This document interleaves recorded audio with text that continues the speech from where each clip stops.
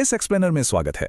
आज हम मानव शरीर को सिर्फ जीव विज्ञान की किसी बोरिंग किताब के नजरिए से नहीं, बल्कि एक बेहद कॉम्प्लेक्स और परफेक्टली ट्यून्ड मशीन के तौर पर देखने वाले हैं। जरा सोचकर देखिए, दुनिया की कोई भी सुपर कार या बड़े से बड़ा सुपर कंप्यूटर उस मशीन की बराबरी बिल्कुल नहीं कर सकता, जिसे हम हर दिन हर पल इस्तेमाल करते हैं, यानी हमारा अपना शरीर। तो चलिए शुरू करते हैं। आज के एजेंडे पर एक तेज नजर डाल लेते हैं। सबसे पहले हम बात करेंगे पोषक तत्व और पाचन तंत्र की, फिर ऊर्जा यानी परिसंचरण और श्वसन, उसके बाद मस्तिष्क और हमारा नियंत्रण कक्ष, फिर शरीर का ढांचा और सफाई, और आखिर में प्रजनन तंत्र और जीवन। ये मशीन असल में कितनी बारीकी से काम करती है, इसका अंदाजा सिर्फ इस एक नंबर से लगाया जा सकता है, 10,000।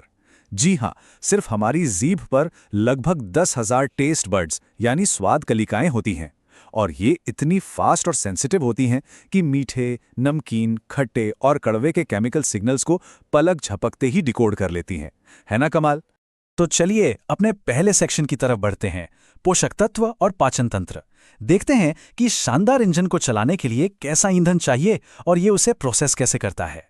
यहाँ देखने वाली सबसे दिलचस्प बात यह है कि कैसे कुछ खास न्यूट्रिएंट्स हमारे सिस्टम को पूरी तरह से क्रैश होने से बचाते हैं। उदाहरण के लिए विटामिन सी, जिसे एस्कॉर्बिक एसिड भी कहा जाता है, इसकी कमी सीधे स्कर्वी नाम की बीमारी का कारण बनती है। वहीं दूसरी तरफ विटामिन के यानी नेफ्थोक्विनोन ब्लड क्लॉटिंग के लिए एकदम जरूरी है। अगर ये ना होना तो एक छोटी सी चोट लगने पर भी खून बहना बंद ही नहीं होगा।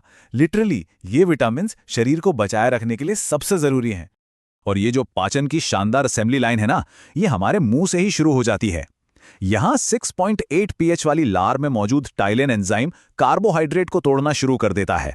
इसके बाद खाना पेट यानी आमाशय में पहुंचता है, जहां हाइड्रोक्लोरिक एसिड और पेप्सिन प्रोटीन पर काम करते हैं। फिर ये छोटी आंत में जाता है, जहां लीवर से आने वाला पित्त और पैंक्रियास के एंजाइम्स पाचन को पूरा करते हैं।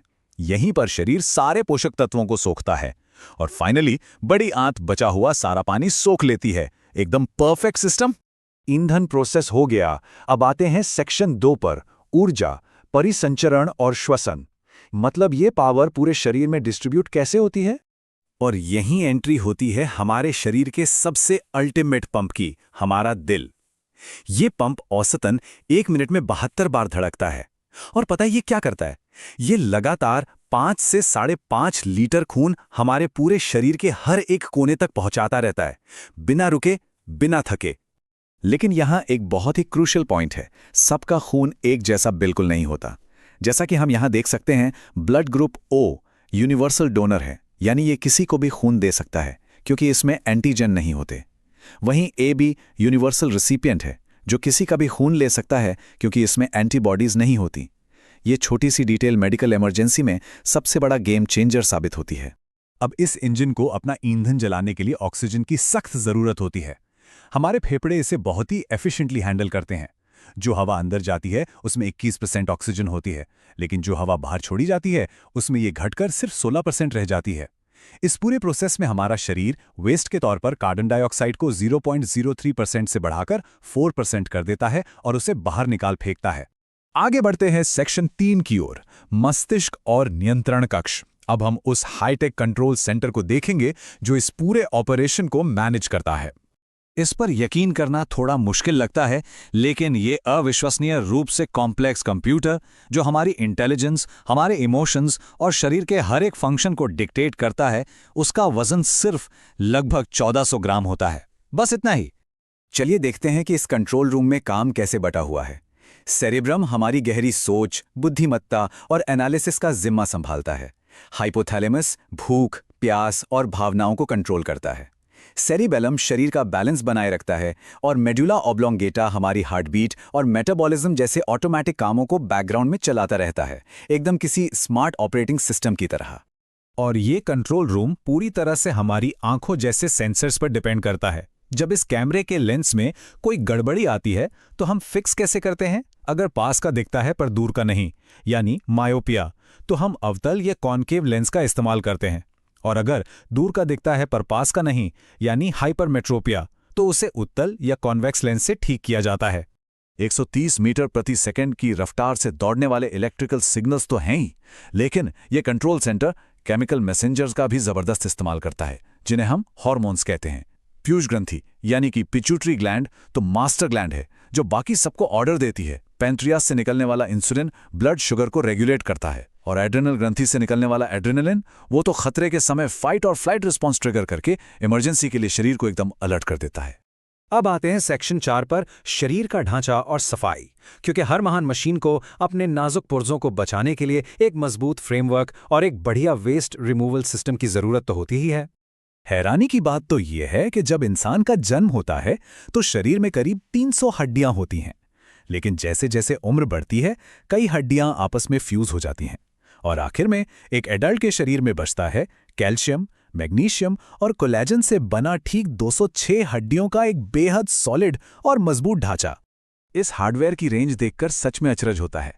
एक तरफ पैर की जांग की हड्डी फीमर है जो सबसे बड़ी है, और दूसरी तरफ कान के बीच में मौजूद स्टेप्स जो एकदम छोटी सी है। इसके अलावा जबड़े की हड्डी सबसे मजबूत होती है, और इन सब के ऊपर आता है दांतों का एनामल, जो इंसानी शरीर का सबसे कठोर पदार्थ है, लिटरली सबसे हार्ड। अब इस पूरे हार्डवेयर को स्मूथली चलाने के लिए ये 5 हिस्सों वाला एग्जॉस्ट सिस्टम लगातार टॉक्सिन्स को बाहर निकालता रहता है। इसमें लिवर का काम बहुत ब्रिलियंट है। ये खतरनाक अमोनिया को यूरिया में बदल देता है ताकि किडनियां उसे सेफली यूरिन के जरिए बाहर निकाल सकें। इसके अलावा स्किन पसीने से और फेफड़े कार्बन डाइऑक्साइड को बाहर निकालकर शरीर की साफ सफाई में लगे रहते हैं। और फाइनली हम पहुंच गए हैं अपने आखिरी सेक्शन पर, प्रजनन तंत्र और जीवन, यानी इस इंसानी मशीन की वो अल्टीमेट क्षमता जिससे ये पूरी की पूरी एक नई मशीन बना सकती है। ये पूरी प्रोसेस माइक्रोस्कोपिक लेवल पर क्रोमोसोम से शुरू होती है। मेल्स में XY क्रोमोसोम होते हैं और फीमेल्स में XX क्रोमोसोम, और इसे पूरी तरह से अलग अलग हार्मोन्स चलाते हैं, जैसे पुरुषों में टेस्टिस के जरिए एंड्रोजन और महिलाओं में ओवरीज के जरिए एस्ट्रोजन और प्रोजेस्टेरॉन। जरा इस टाइमलाइन को देखिए कि कैसे एक सिंगल जाइगोट से एक पूरी फंक्शनिंग बॉडी बन जाती है। 10वें हफ्ते तक आते आते ये एक भ्रूण का रूप ले लेता है। तीसरे महीने तक कंकाल, सिर और आहारनाल आकार लेने लगते हैं, और 7वें महीने तक बच्चे के शरीर के सारे अंदरूनी अंग पूरी तरह से काम करना शुरू कर देते हैं। It's just mind blowing. और इस पूरे चमत्कारी मैन्युफैक्चरिंग प्रोसेस को कंप्लीट होने में लगते हैं लगभग 280 दिन, यानी एक पूरा जेस्टेशन पीरियड। हमने शरीर के ईंधन, इसके कंट्रोल रूम और इसके ढांचे का पूरा मैप तो समझ लिया है, लेकिन इतनी सारी कॉम्प्लेक्सिटी को देखने के बाद बस एक ही थॉट दिमाग में आता है, हमारे भीतर ऐसे और कितने इनक्रेडिबल बायोलॉजिकल सीक्रेट्स छिपे हैं